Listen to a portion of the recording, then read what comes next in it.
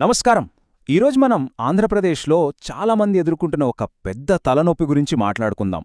ఏంటంటే, మన తాతల కాలం నుంచి మన దగ్గర భూముంటుంది. ఓ 25 ఏళ్ల కిందటి పాస్బుక్ కూడా మన పేరు మీదే ఉంటుంది. అన్నీ పక్కా.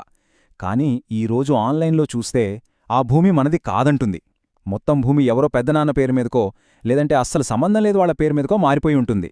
మరి ఈ సమస్యతో ఏళ్ల తరబడి ఆఫీసుల చుట్టూ తిరిగి తిరిగి విసిగిపోయిన వాళ్ల కోసం ఈ విశ్లేషణలో ఒక స్పష్టమైన పరిష్కార మార్గాన్ని చూద్దాం. సరే, ఈ సమస్యను ఎలా పరిష్కరించాలో స్టెప్ బై స్టెప్ చూద్దాం. ముందుగా అసలు ఆన్లైన్లో భూమి ఎందుకు మాయమైందో అర్థం చేసుకుందాం.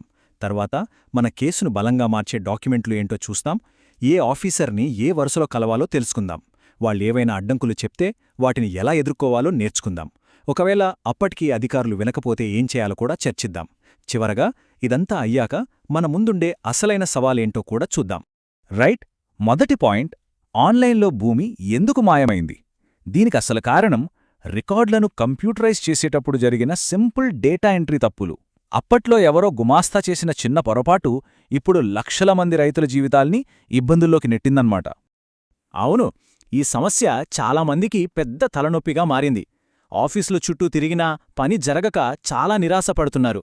కానీ ఇక్కడే మనం ఒక చాలా ముఖ్యమైన విషయాన్ని గుర్తుపెట్టుకోవాలి. ఇక ఈ స్లైడ్లో ఉన్నది చాలా కీలకం. అందరూ గుర్తుంచుకోవాల్సిన ఒకే ఒక్క సూత్రమేంటంటే, చట్టం ప్రకారం మన చేతిలో ఉన్న పాత భౌతిక పాస్బుక్కి కొత్త ఆన్లైన్ రికార్డులో ఉన్న తప్పుల కన్నా ఎక్కువ విలువ ఉంటుంది.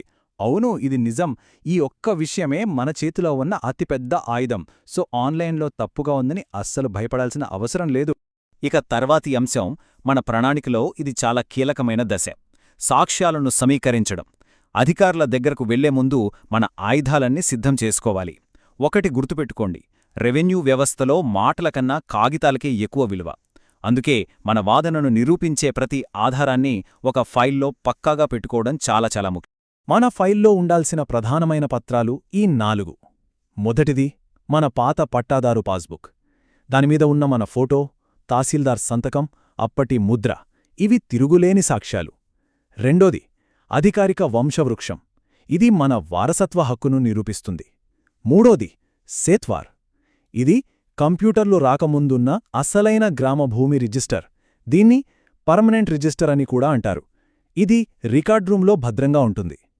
ఇక నాలుగోది ఏవైనా పంపకాల దస్తావేజులు లాంటివుంటే అవి మన కేసుకు ఇంకా బలాన్ని చేకూరుస్తాయి.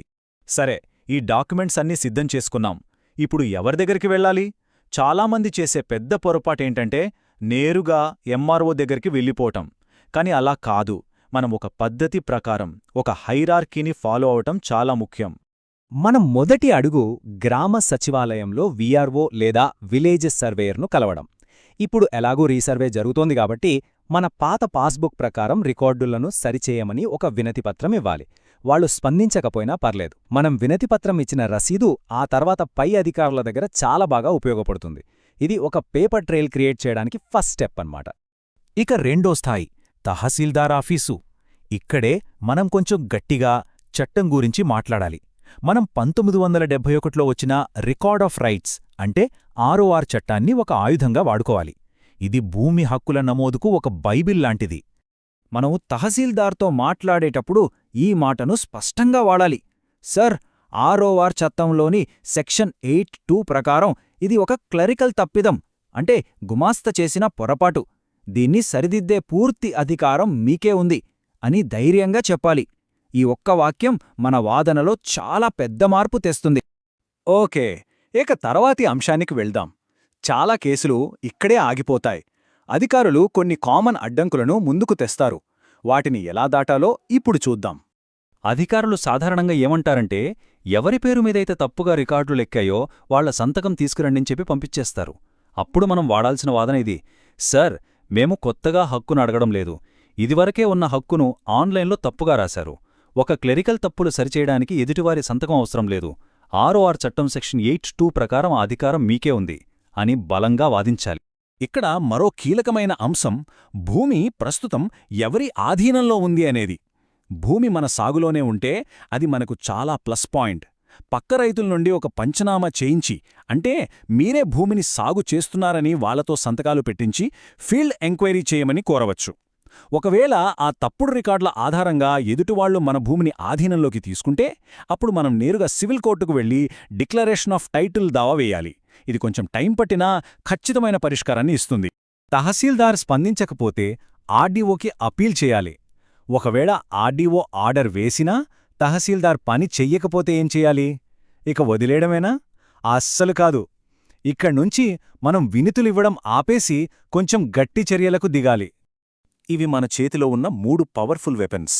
మొదటిది, తహసీల్దార్కు రిజిస్టర్డ్ పోస్ట్ ద్వారా లీగల్ వార్నింగ్ పంపడం. రెండోది, స్పందన కార్యక్రమంలో జిల్లా కలెక్టర్కు ఫలానా అధికారి కావాలనే ఆలస్యం చేస్తున్నారని గట్టిగా ఫిర్యాదు చేయడం.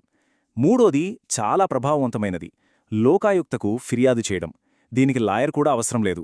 లోకాయుక్త నుండి నోటీసు వచ్చిందంటే చాలు, అధికారులు భయపడి వెంటనే పని పూర్తి చేస్తారు. ఇన్ని చేసినా వెనకపోతే మన చివరి అస్త్రం హైకోర్ట్. మనం రిట్ ఆఫ్ మ్యాండమస్ వేయొచ్చు. అంటే ఏంటంటే, ఒక ప్రభుత్వ అధికారి తన చట్టపరమైన విధిని చెయ్యడం లేదు, వెంటనే ఆ పని పూర్తి చేసేలా మీరు ఆదేశించండి అని నేరుగా హైకోర్టును అడగడం అన్నమాట. భారత రాజ్యాంగంలోని ఆర్టికల్ 300A ప్రకారం ఆస్తి హక్కును కాపాడమని కోరవచ్చు. ఈ మాట అధికారుల్లో ఖచ్చితంగా కదలిక తెస్తుంది. ఇప్పటివరకు మనం రికార్డులను సరిచేయడానికి అవసరమైన ప్రతి అడుగును చూశాం. ఈ మార్గాన్ని కరెక్ట్గా ఫాలో అయితే విజయం దాదాపుగా మనదే. అయితే ఈ విజయాన్ని సుస్థిరం చేసుకోవడమే మన ముందున్న అసలు సవాల్. మన చేతికి వచ్చిన హక్కును కాపాడుకోవడానికి ఇంకా ఏం తెలుసుకోవాలో ఇప్పుడు చూద్దాం. ఇక్కడ మనం గుర్తుంచుకోవాల్సింది ఒక్కటే, టెక్నాలజీ ఎంత పెరిగినా, డిజిటల్ రికార్డులు వచ్చినా మన పాత భౌతిక రికార్డులకున్న బలం తగ్గలేదు. ఆ రికార్డులే డిజిటల్ రికార్డులోని తప్పులను సరిదిద్దగలవు. కావలసిందల్లా పట్టుదలతో, సరైన సమాచారంతో ప్రయత్నించడమే. ఈ చర్చంతా విన్న తరువాత మనల్ని ఆలోచింపజేసే ఒక చివరి ప్రశ్న మిగిలి ఉంది. ఒకవేళ మనం కష్టపడి ఈ రికార్డులన్నీ సరిచేసుకున్నామనుకుందాం. ఆ తర్వాత ప్రభుత్వం చేస్తున్న కొత్త డిజిటల్ సర్వేకి మన పాత ఎఫ్ఎంబీ స్కెచ్ అంటే ఫీల్డ్ మెజర్మెంట్ బుక్లోని కొలతలకు మధ్య తేడాలొస్తే అప్పుడు ఏది చెల్లుతుంది? పాత స్కెచ్ ఆధారంగా పోరాడాలా, లేక కొత్త సర్వేను అంగీకరించాలా? ఇది ఇప్పుడు మన ముందున్న మరో పెద్ద సవాల్. దీనిపై మరోసారి లోతుగా ఆలోచించాల్సి ఉంటుంది.